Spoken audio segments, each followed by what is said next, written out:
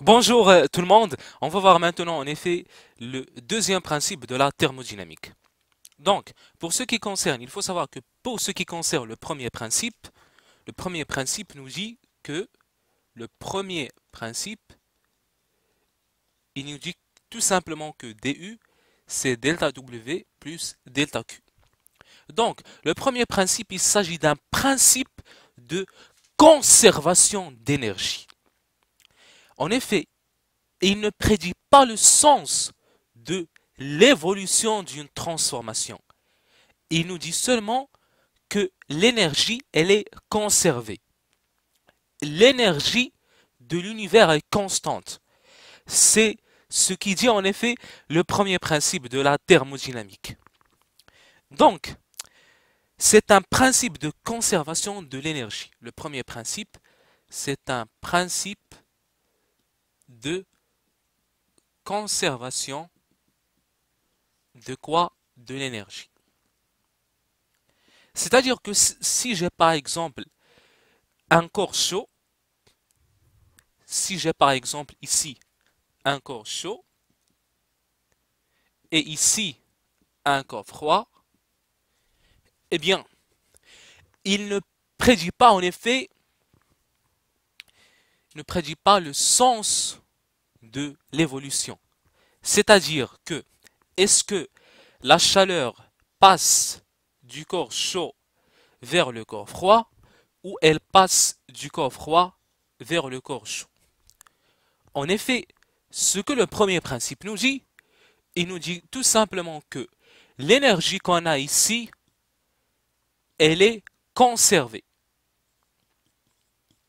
C'est ce que dit seulement le premier principe, mais il ne prédit pas le sens de l'évolution. Donc, c'est un principe de conservation de l'énergie, mais ne renseigne pas, il ne renseigne pas sur le sens de l'évolution. Puisqu'en effet, il ne renseigne pas sur le sens de l'évolution, d'où la nécessité d'un deuxième principe. C'est pour cette raison, en effet, qu'on introduit, qu'on a besoin en effet de ce deuxième principe. Donc, quand je dis qu'il ne renseigne pas sur l'évolution du système, ce qui veut dire est-ce que la chaleur passe du corps chaud vers le corps froid ou le contraire. Donc, et aussi en effet, le premier principe ne distingue pas en effet entre transformation possible et impossible. Pourquoi? Parce qu'en effet, spontanément, on connaît que spontanément, la chaleur passe du corps, du corps chaud vers le corps froid. De façon spontanée, j'ai dit. C'est-à-dire, naturellement, si vous avez un corps chaud et un corps froid, la chaleur va passer de ce corps chaud vers ce corps froid, naturellement. Donc, le premier principe, il peut marcher si par exemple, vous, si, si vous considérez par exemple que la chaleur peut passer du corps froid vers le chaud. Il peut en effet travailler. Donc, si vous supposez que la chaleur part du corps froid vers le chaud, le premier principe travaille toujours. Il marche toujours. Mais spontanément, c'est une transformation impossible. Dire que la chaleur passe du corps froid vers le corps chaud, ça c'est impossible. C'est comme dire par exemple, c'est comme dire, en effet vraiment, c'est comme dire, vous avez en effet de l'eau sur une casserole et vous mettez ça sur le feu. C'est comme si vous dites à un certain instant, cette eau va se transformer en glace.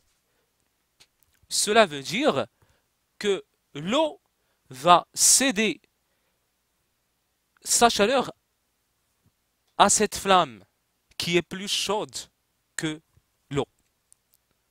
C'est ça en effet. C'est-à-dire que la chaleur va passer vers la flamme, ce qui veut dire que l'eau va devenir glace à un certain instant. Ça, c'est impossible. Mais le premier principe marche. C'est-à-dire, en effet, il ne distingue pas entre transformation possible et transformation impossible. Il ne distingue, il ne distingue pas entre transformation possible et transformation impossible. Il ne peut pas aussi distinguer entre une transformation réversible et irréversible. Entre transformation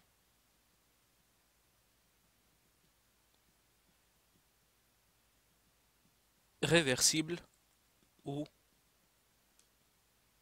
irréversible. D'où en effet la nécessité d'un deuxième principe. Donc, d'où nécessité d'un deuxième principe.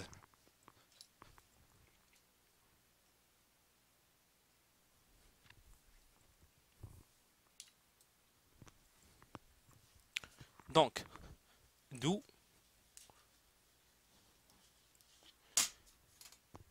en effet, d'où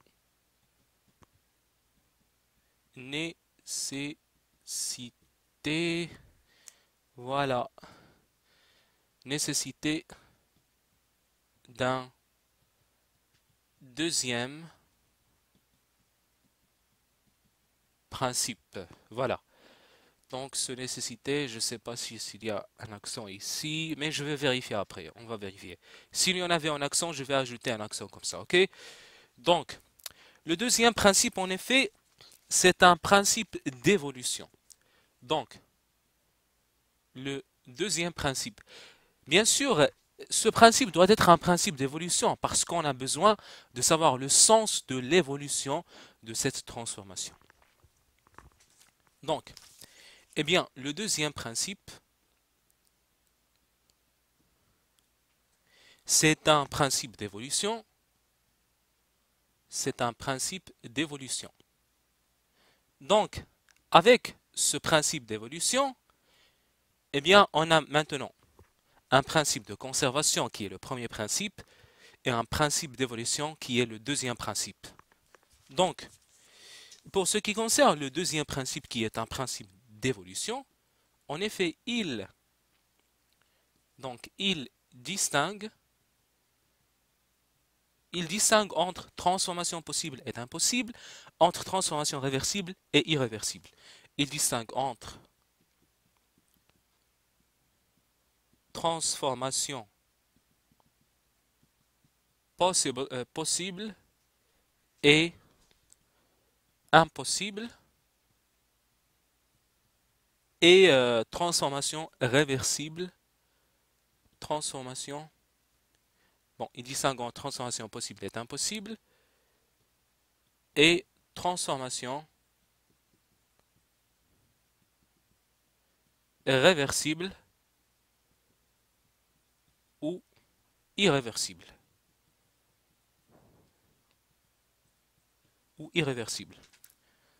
En effet, il faut savoir que... Donc voilà, donc c'est ça. Donc on va énoncer en effet maintenant le deuxième principe. Eh bien pour une transformation quelconque, c'est-à-dire que ce soit irréversible ou réversible. Donc, énoncé du deuxième principe de la thermodynamique. Énoncé. Donc, en effet, il faut savoir que l'entropie de l'univers tend vers un maximum. Voilà. Donc, on peut en effet résumer la thermodynamique en deux phrases. L'énergie interne de l'univers est constante. L'entropie de l'univers tend vers un maximum. Donc, énoncé du deuxième principe pour une pour une transformation quelconque. Pour une transformation quelconque. Donc, eh bien, il faut savoir qu'il existe, donc pour ce qui concerne le premier principe, en effet, il existe une certaine fonction d'état appelée énergie interne. Maintenant, pour ce qui concerne le deuxième principe de la thermodynamique, en effet, il faut savoir qu'il existe une fonction, donc il existe une fonction d'état en effet euh, additive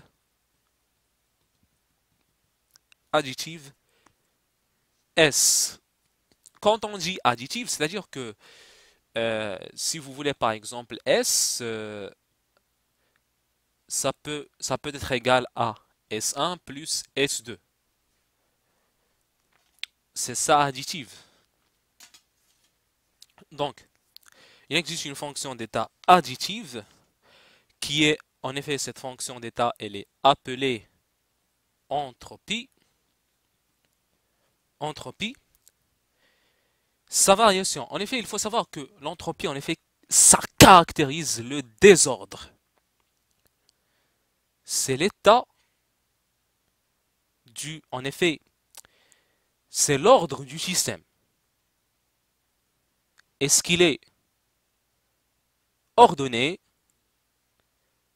bien ordonné, plus désordonné, bien sûr par rapport à notre système. Un système qui a une plus grande entropie par rapport à un autre système est plus désordonné que l'autre. C'est-à-dire que imaginez qu'un système a une certaine entropie S1, un autre a une certaine entropie S2. Si S1 est supérieur à S2, cela veut dire que, bon, je vais appeler ce système par exemple A et cet autre B. Cela veut dire que A est plus désordonné, plus désordonné, plus désordonné que B. Plus désordonné. Le désordonné que B. Le système A est plus désordonné. Donc j'ai quelques problèmes concernant l'orthographe. Bon, on va dire que A est plus désordonné que B. Donc il faut savoir désordonné comment ça s'écrit, j'ai oublié parce que je ne veux pas écrire des bêtises en effet. Donc il existe une fonction d'état additive S appelée entropie. Sa variation, en effet, sa variation au cours d'une transformation quelconque, sa variation au cours d'une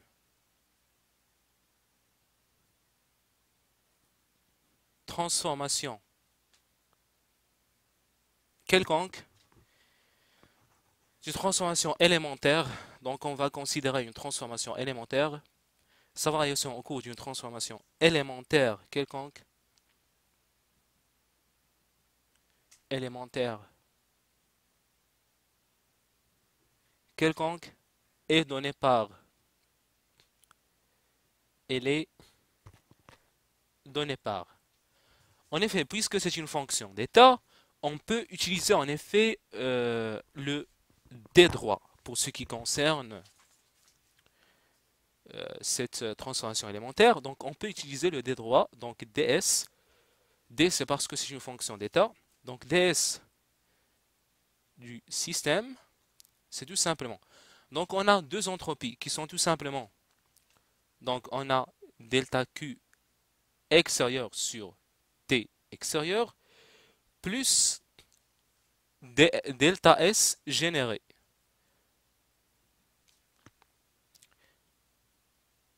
Delta S généré.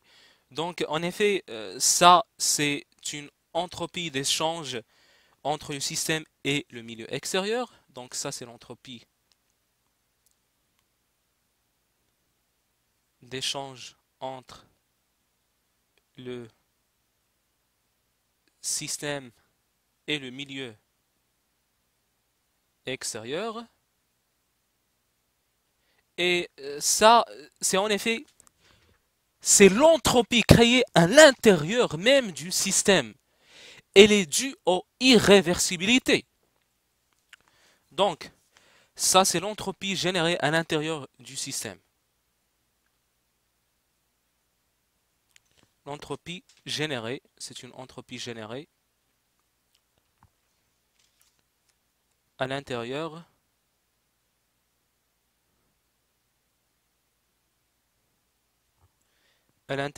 du système.